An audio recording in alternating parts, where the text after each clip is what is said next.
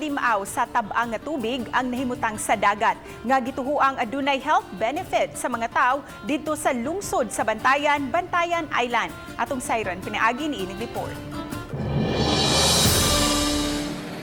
Sentro ang isla sa Bantayan sa mga turista ilabi na panahon sa Semana Santa.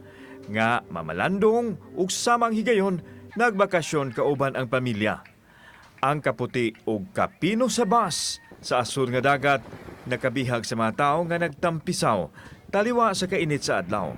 Apan gawas nini nakapadani sa mga tao ngadto sa sitio Kasing, barangay Uboob sa lungsod sa Bantayan mao ang usa ka limaw kansang tubod tab-ang nga tubig.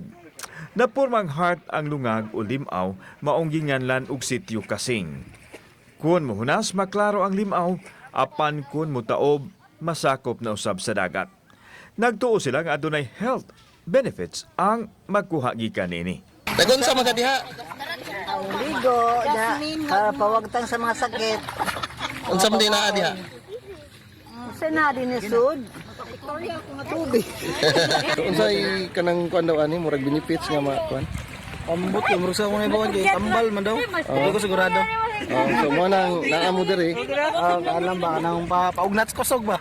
Ang pagbanaw sa turismo maoy gihingusgan karon sa lalawigan sa Sugbo aron makabango na ang ekonomiya ug ang panginabuhian sa mga tao.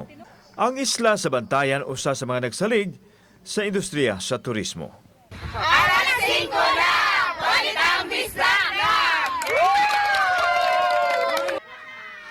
Kauban si John Solon, ako si Alan Domingo.